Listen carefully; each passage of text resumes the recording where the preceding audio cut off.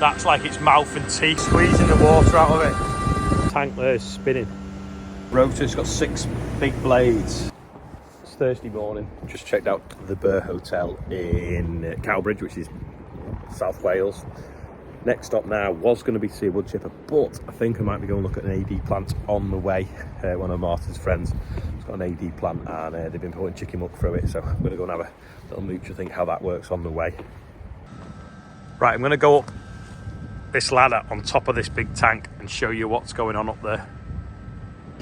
I'm stood on the top of an anaerobic digester. That's what this big dome is. It's basically a big version of a cow's belly. Making a funny noise as well, like a cow. So what you do is you feed it. So you've got some maize silage, some sugar beet, a bit more maize silage, poultry litter. You can have 25% poultry litter. You've got some forage rye at the back there, and I think that's maize as well. You scoop it up and you put it into its mouth, which is the red sort of mixer wagon. You make a blend of everything. You wash the sugar beet through that, chop it up with that, stick it into there, blend it all up, pump it into this massive tank, which you'll see better from down below, and then it ferments. So you're blowing air into it. This is what all these pipes do, and they're pumping air and the liquid around and getting it to bubble. When it bubbles, it starts to rot and ferment and create gas. The gas then is squoze out the top with air pressure. This is like a drum pushing air in to make the gas flow out. And once the gas flows out, it goes into, sorry for the wind, the big engine there. And that then is turning that gas into driving an electric generator and producing electric, and then pumping it off into the grid. But all around it, there's loads of these pipes. There's 18 different pipes and valves. And because it's a big circle, as you can see, to the curve, when it pumps it from the top to the bottom, they're all on an angle as it feeds it, and it keeps it spinning. And then that produces more gas then, because it's basically getting agitated all the time. And then that's like a balance tank to control what's in the belly. They can pump it in and take it out, on the wastewater that lands on the site goes in there as well, because then they use that then to sort of like as the stomach acid, I suppose, to ferment everything in. But yeah, it's pretty simple really. You got your feedstock that you can use waste like off spec sugar beet, potatoes, things like that, and just blend it all, mix it with the chicken muck, and off it goes fermenting. See how that tank there is spinning? That's basically what's happening in this big tank I'm stood on. It's spinning round and round, which helps it keep it agitated. But you have to wash the sugar beet so the silt doesn't fall off in the bottom of the tank, because then you can't get it out then, because you leave this living all the time, fermenting away. So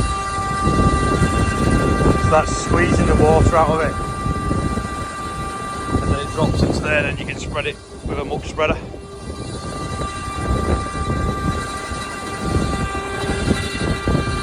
And the liquid then goes off into this tank, and that'll be spread through a dribble bar.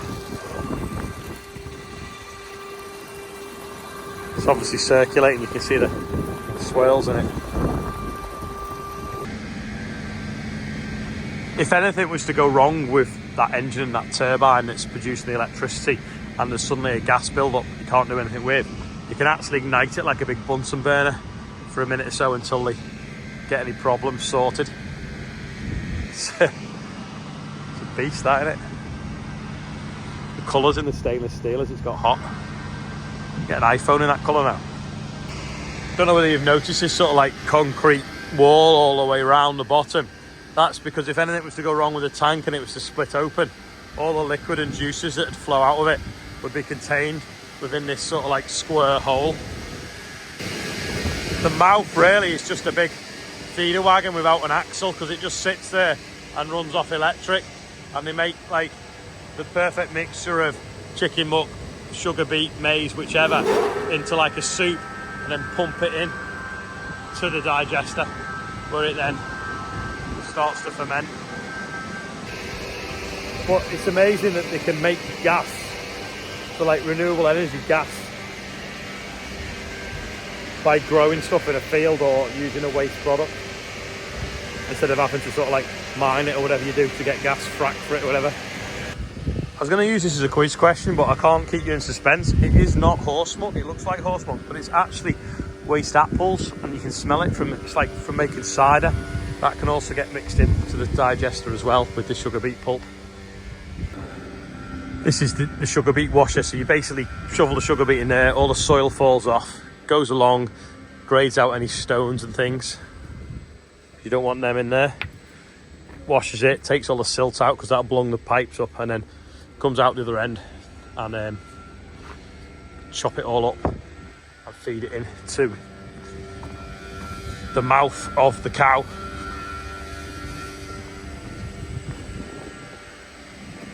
Which I'll just jump up and show you. That's like its mouth and teeth that chomp it all up before it feeds it into basically what's the big stomach. This chops the sugar beet up into biscuit sized bits, so it's easier for it to digest. It's just a hopper, and they just scoop it in with the telehandler and it chops it up. Now I'm going to show you this over here, because this, at the moment, you can run it on poultry litter. So remember what we were spreading in the summer for the OSR? This is this poultry litter, so it's quite high in energy. They have quite a lot of poultry in Herefordshire, more than the land that they need to get rid of the muck on. So it's great that now they're putting it in AD plants, and they're actually looking if anyone's got any more AD plants. Gambia have got more of this if you want it, but also if you just want poultry litter for growing your corn or your oilseed rape or your spring crops, if you want to get in touch with them. Basically there's a higher concentration of chickens in Herefordshire than anywhere else, so they can't spread enough muck that they produce in Herefordshire, so they're looking for more land or more AD plants. So if you want a cheap source of organic matter and fertiliser, give Nigel a ring. I'll put his number under this video, and you can either have it for your AD plant or you can have it for spreading. Before I go now to look at wood chippers, I'm just going to thank Nigel from Gambia that showed me around the digester, and he's the man that you can ring if you want any chicken muck. And you said there's a few areas where you can do it very competitively, was it? Yeah, into Shropshire, Staffordshire especially, now that we're having to move all this litter out of Herefordshire. So, you know, transport's the killer on it. So the more we can manage the transport costs, the more competitive we can be. And I suppose the more notice you've got, the more you can tie trucks in. Yeah, so yeah, if you want any poultry muck, shameless plug because they showed me around, give Nigel a ring, his number's below. In fact, it's here, I'll put it here, there you go, it's on the screen. Nigel's just told me, and Patrick, that they're both at Lama like next week, so if you're at Lama and you want to talk about chicken muck, go and see them. Yeah. They'll be there. Apparently they've got biscuits, which is quite rare for the NEC, because the NEC normally make you buy your own food, but hopefully they've got biscuits there. And a free pen. A free pen. Oh, well, there you go. I was up here once before with Martin last year. I've never got a chance to see the AD plant properly, and it raining, I think, so it's really interesting to have a look around. I'd love an AD plant because I think it's great that you can produce energy from waste, and obviously give you more of a stable income when you're farming, because it gives you some break crop options. Problem is the millions to set up, and you've got to have quite a big land mass. But it's amazing that they can put that poultry litter that they put into it as well. When it comes out the other end, they've still got the digestate as a fibre and as a liquid to then grow the next crop to start again. So it's just like a full circle, really. It's good. Anyway, next stop, looking at wood chippers. So I've just arrived at Wood Fuel, and we're going to have a quick look at the inside of this chipper, because I think there's a customer's machine here. This is like full spec because it's got a crane on it. I don't need a crane. The cranes are like 80 grand or something, 85 grand. I don't need that. I've got a 90 grand digger that can load it. So I'm going to have a look at the drum inside. Look at how it transfers the material from the chipper into the blower to blow it, to see how it's going to work. I think this chipper is similar to Simon's, so it's a bit smaller. Obviously you've got like, that's 120mm mill, that's an 800mm mill, if that makes sense. But what we're looking at is the infeed. So on the infeed, no, it's this one, sorry, this is the one like Simon's, I think. That's an 800mm infeed that folds down to put the material in, and then that's a 1200. But you can get a chipper that big with that feed on, and it's a bit cheaper, and the drum's a bit narrower. So it's a question of, do we need one of them, or the one between? So we'll have a proper look how they work, but they've got some chippers in. But you see, because we've got like 4 250 horsepower plus tractors, I think we're better off powering the tractor now than having a chipper with its own engine on. But it's just where ours obviously has a conveyor belt, so on like leafy, brashy, chewy stuff that can block in a blower, ours is a conveyor out the back, which does block, but it's a bit easier to clean than a blower. So we're just going to have a look which is which, really. Oof, looks like this one's been fire damaged. Something looks like it's been on fire next to it. The chipper itself's fine. From here, you wouldn't know, would you?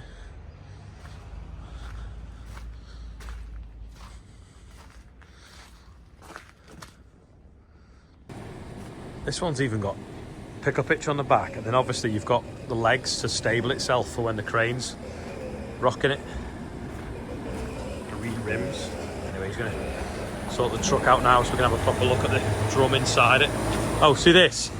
I'll show you better in here. That's a splitter, so if you've got a log that's too big to go through it, just put it down on the log.